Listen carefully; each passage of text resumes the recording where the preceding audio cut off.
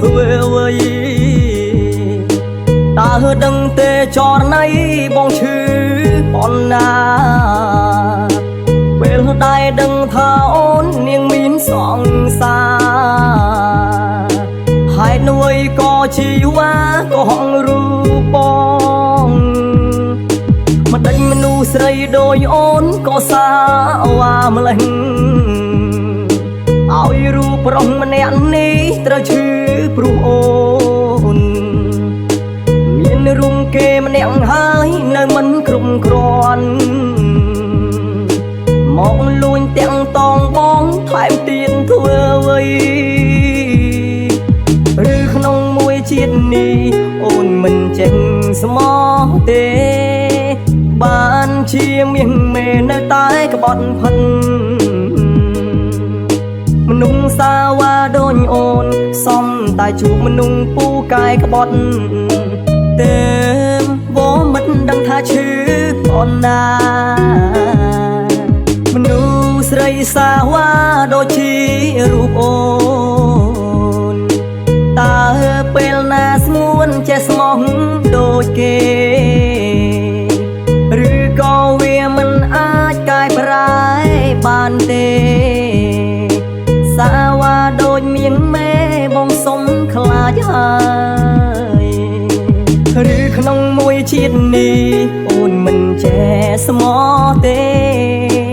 បានជាមាសមេនៅតែក្បត់ផិន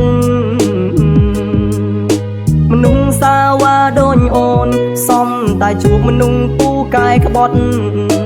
ទេបងមិនដឹងថាឈឺប៉ុណ្ណា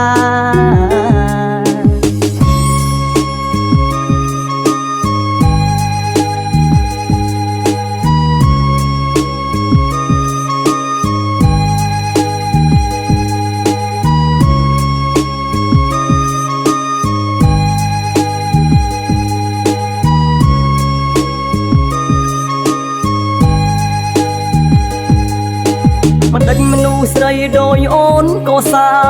វ៉ាម្លេះឲ្យរូបប្រុសម្នាក់នេះត្រូវឈឺព្រោះអូនមានរុំគេម្នាក់ហើយនៅមិនគ្រប់គ្រាន់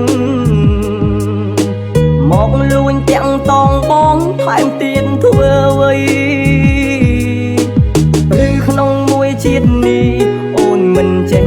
ស្មោះទេបានជាមាសមេនៅតែក្បត់ផិនមនុស្សសាវ៉ាដូចអូនសំតែជួបមនុស្សពូកែក្បត់ទេបងមិនដឹងថាឈឺប៉ុណ្ណាមនុស្សស្រីសាវ៉ាដូចជារូបអូនតើពេលណាស្ងួនចេះស្មោះដូចគេឬក៏វាមិនអាចកែប្រែបានទេសាវ៉ាដូចមានមេបងសុំខ្លាចហើយ